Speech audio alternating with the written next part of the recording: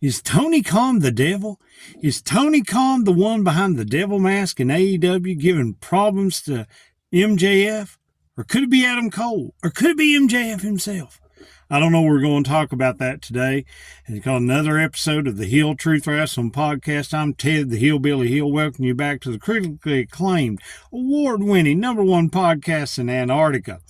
And we want to talk about wrestling mysteries on this happy Thanksgiving Day, okay? Heels love to create mystery, whether it's a whodunit or who it is, you know, that type of thing about who's back there, who's the one who done the heinous crime or has done the beatdown, that mystery. You know, that's a great thing that heels use, and we're going to talk about a few of those, and then we're going to get to the AEW and who could be the devil in the mask. But first, we want to thank each and every one of you again on this great Thanksgiving Day. Hoping you and your family have a great Thanksgiving. If you're in America, if you're one of our other listeners, hope you had a great day also.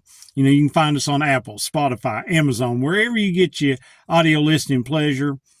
We love 5-star reviews on Apple, 5-star ratings on Spotify. You can hit me up at heeltruthpodcast@gmail.com. Comments here on YouTube, you know, like, subscribe, share, do all that great stuff, and we really thank you. But we're going to get in and talk about some of these mysteries in wrestling. We talked a couple of weeks ago about wrestling home invasions and how that story angle creates emotion. Okay, so what's another way to drive a storyline along? Because you got to remember, guys, wrestling has no off season. 52 weeks a year. They've got to pull you in and want you to come back week after week. And not every episode is a 10 out of 10 or a 9 out of 10 or even an 8 out of 10. Most of the year it's a 6 out of 10 or a 7 out of 10. And if you set your expectations from that, guess what? You won't be disappointed. But one little trope, one little thing that wrestling is used is the whodunit, the mystery, or who it is, you know, these little different things. And I mean, think about in the NFL, okay?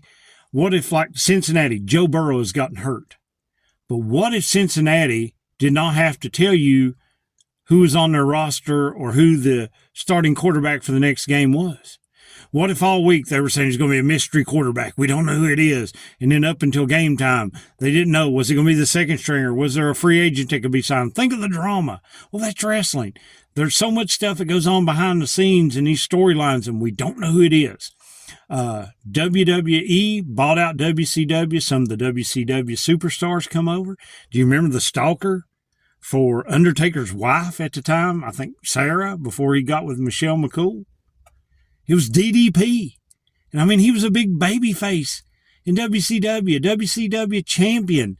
And then he goes to WWE and he's a stalker. I mean, nobody expected it because, no, we didn't think about it. And some of the other odd ones that they may have had, Vince McMahon, okay, said he had an illegitimate son. And it just happened to be one of the members of the roster. And they were going through, who could it be? Who could it be? And it ended up being Hornswoggle. Of course it was Hornswoggle.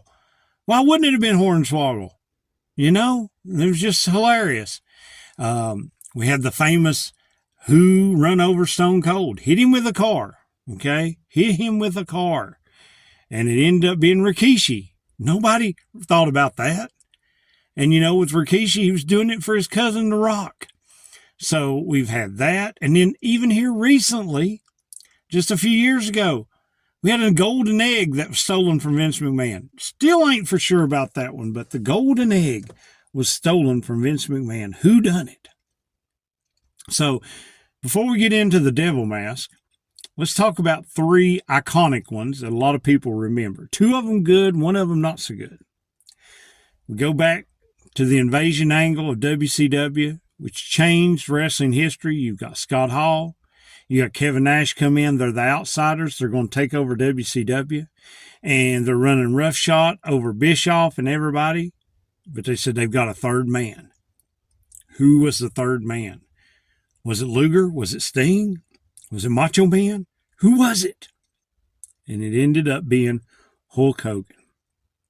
And I mean, that iconic scene of him leg dropping Randy Savage and people throwing stuff in the ring, all the Hulkamaniacs, all the prayers and vitamins were out the window in 30 seconds. And Hulk Hogan broke so many kids' hearts as he turned to the dark side and become part of the NWO.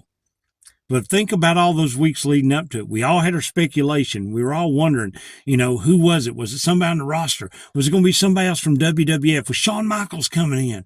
Who was it? And it ended up being Hogan. Great storyline. Years later, we saw a similar storyline in TNA. TNA is fondly remembered the early years of the AJ Styles, Samoa Joe, Kurt Angle, the GOAT Jeff Jarrett, and then Hogan and Bischoff come in. And those years weren't so great, but there was one storyline that defined that part of Hogan's run in TNA, Aces and Eights. You got this group comes in with the bandanas looking like a biker gang, Sons of Anarchy. You find out one of them's Devon. They're going after Hogan. Hogan's got to get people coming in. Bully Ray's going to help Hogan. Bully Ray's going to help Hogan and take these bumps and get beat up by these guys so much that he's end up going to marry Hogan's daughter. And who doesn't love a wrestling wedding? Wrestling weddings always bring in great ratings, okay? I don't care what you say, whether you like them or not. They always do good in ratings when you have a wrestling wedding. Bully Ray's going to marry Hogan's daughter. He's going after the championship, and come to find out he is the leader of Aces and Eights. He took the beat down. He took his licks. He took his punishment just to get to that point to become world champion in TNA. What a great mystery. A lot of people didn't see it coming. I admit I didn't know it was Bully Ray. I didn't think about it.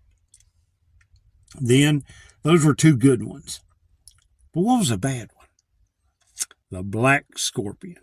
That's right. Sting had basically had the torch passed to him from Ric Flair. He's the champion. And here comes this masked figure, the Black Scorpion. From what I heard later on, it was Ole Anderson voicing it, using some kind of voice modulator thing. And there was other people portraying it. I think one story says that it was originally going to be Al Perez. The commentators kept on saying the Black Scorpion was from Sting's past. And we wondered who it was, and we were waiting for some kind of big surprise. And at the end, it was just a nature boy, Ric Flair, who Sting had won the belt from. Very anticlimactic, okay? I will admit that. Not much of, excitement there. So that one was not a good one. So now, the devil. Is the devil in AEW going to be something that we don't expect, like an NWO or an Aces and Eights storyline? Or even Vince McMahon's illegitimate son, never saw Hornswoggle. Is it going to be something that's going to surprise us? Or is it just MJF? Or is it just Adam Cole? Is it Roderick Strong? Is it these that we think it is? Or is it somebody completely different, but that's going to make sense to the storyline? I've seen all sorts of speculation in different other podcasts. I've heard Richard Holliday, because from what I understand, he's a free agent, and him and MJF had a past in MLW. But how will the fans react to that? Could it be Don Callis? I've heard that one thrown out there. Or maybe Stokely Hathaway and the original idea of the devil and the goons that helped MJF win the coin, in order to get his title shot so he could become world champion. Somebody from that group. Is it a returning Jack Perry? That one might be interesting. That'd be a good way to introduce him, but I don't know. I think the obvious choice would be Adam Cole, but then with the injury, we don't know how long he's going to be out. And is he just going to be over on the sidelines and directing traffic? Don't know. So that's why I worry. I worry about it. Okay. I've also heard Tony Khan. Please, Tony, don't let it be you. I don't think it is Tony Khan. Okay. Because I think Tony wants to keep a backstage presence except for announcements. Okay. Because, we've got Tony Schiavone will get in the ear and he said, Tony Khan has just announced this, or Taz or Excalibur, Tony Khan has just announced this. This match is official, this. And then, of course, the screen time he does get is the announcements. And I know he's getting slack over announcements, but I don't care. I love the announcements. You know why? Because Tony Khan reminds me of a used car salesman. Okay.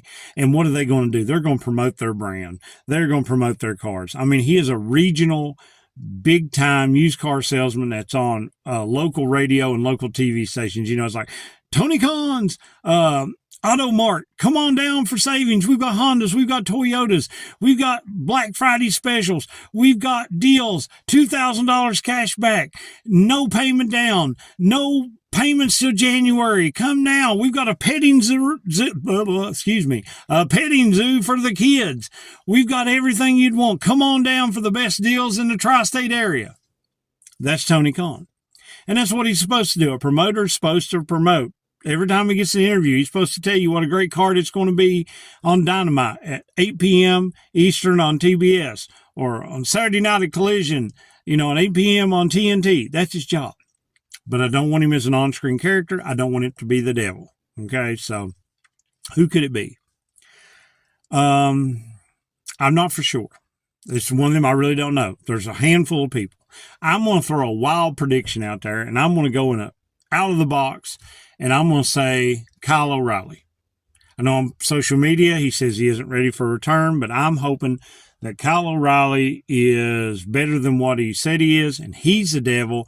That way he can be with Roderick Strong, and then eventually Adam Cole will have to choose between his best bro Chacho MJF or reuniting, the Undisputed Era with Roddy Strong and Kyle O'Reilly.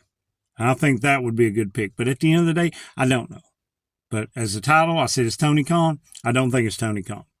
But I am interested. I know some people are tired of this story or don't like it or didn't wait, but I'm actually interested. I want to know who the devil is, okay? I want to know who the goons are dressed in the black outfits that are helping the devil, okay? I want to know because I love these type of storylines. And, that's another thing. Eventually, I'm going to do a storyline about people who get suspended and come back under a mask. Midnight Rider, Charlie Brown, those type of people. And if you don't know, just Google them. That's all I'm going to say. But somebody goes away and they come back under a mask, but you know who it is. Okay. And usually that's a face, but really that's a heel move. And we'll save that for a whole episode. But who do you think the devil is under the mask? Do you think it's Adam Cole? Do you just think it's MJF? Do you think it's Tony Khan? Do you think it's Jack Perry? Do you think Kyle O'Reilly? Or do you think it's complete Britt Baker? Maybe it's her.